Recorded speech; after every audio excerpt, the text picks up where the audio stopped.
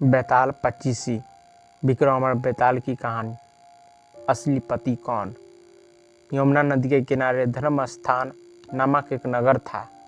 उस नगर में गणाधिप नाम का एक राजा राज करता था। उसी नगर में केशव नाम का एक ब्राह्मण भी अपने परिवार के साथ रहता था। ब्राह्मण यमुना के तट पर जप तप किया करता था। ब्राह्मण की एक पुत्री भी थी जिसका नाम मालती था।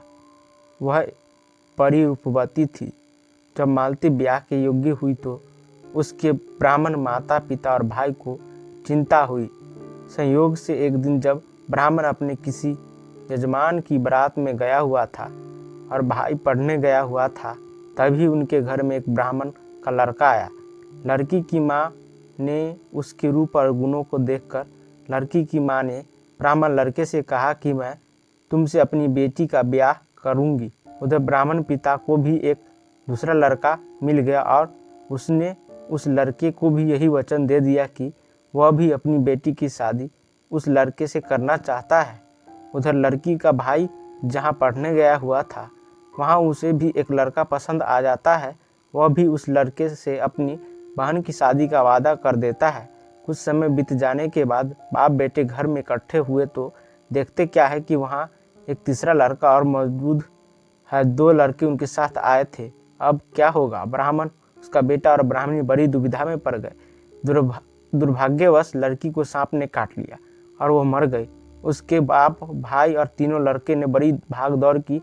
जहर झाड़ने वालों को बुलाया। सब अपनी अपनी तरीका से इलाज करके चले गए, पर कोई नतीजा न निकला। दुखी होकर वे सभी उस लड़की को शमशान में ले गए और क्रियाक्रम कर आए। तीनों लड़कों में से एक ने तो उसकी हड्डियां चुन ली और फकीर बनकर जंगल में चला गया। दूसरे ने राख की गठरी बांधी और वही शमशान में झुपड़ी डालकर रहने लगा। तीसरा योगी बनकर देश विदेश घूमने लगा। एक दिन की बात है, वह तीसरा लड़का घूमते घूमते एक नगर में जा पहुंचा और एक ब्राह्मणी के घर भोजन करने बैठा। जैसे ही उस घर की ब्राह्मणी भोजन परोसने आई कि उस ब्राह्मणी के छोटे बेटे ने उसका आंचल पकड़ लिया। ब्राह्मणी ने अपना आंचल छुड़ाने की भरपूर कोशिश की, परंतु अपना आंचल नहीं छुड़ा पाई। ब्राह्मणी को बड़ा गुस्सा आया। उसने अपने बेटे को झिड़का, मारा पीटा, फिर भी वह न माना तो ब्राह्मणी ने अपने बेटे को उठाकर जलते चूल्हे में पटक दिया। ब्राह्मणी का बेटा जलकर राख हो गया। ब्राह्मण बिना भोजन किए ही उठ खड़ा हुआ। घर वालों ने बहुत विनती की, पर वह ब्राह्मण भोजन करने के लिए राजी न हुआ। उसने कहा, जिस घर में ऐसी राक्षसी हो उसमें मैं भोजन नहीं कर सकता।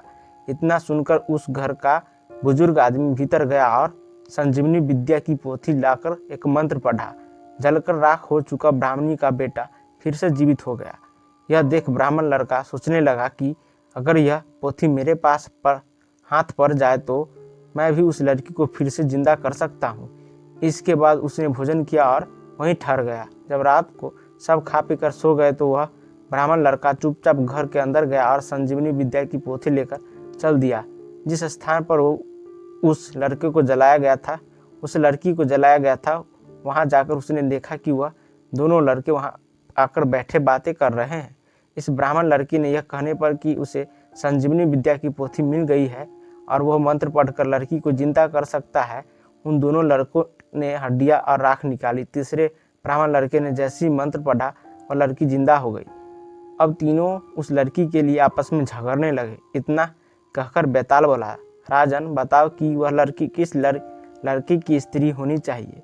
राजा विक्रमादित्य ने जवाब दिया, जो लड़का शमशान में कुटिया बनाकर रह रहा उसकी। बैताल ने पूछा, कैसे।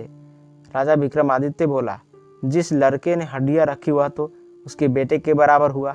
जिस लड़के ने विद्या सीखकर जीवन दान दिया वह बाप के बराबर हुआ। जो लड़का राख लेकर शमशान में रहा वही उस लड़की का पति होने का असली हकदार है। राजा विक्रम का यह जवाब सुनकर बैताल फिर उसी पेड़ पर जा लटका। राजा विक्रम ने फिर पेड़ पर चढ़कर बैताल को लेकर चला तो बैताल ने तीसरी कहानी सुनाने शुरू किए। तीसरी कहानी अगले भाग में, अगले वीडियो को अवश्य देखें। अगर यह कहानी आपको अच्छी लगती है तो कृपया चैनल को लाइक, शेयर और सब्सक्राइब जरूर करें। धन्यवाद।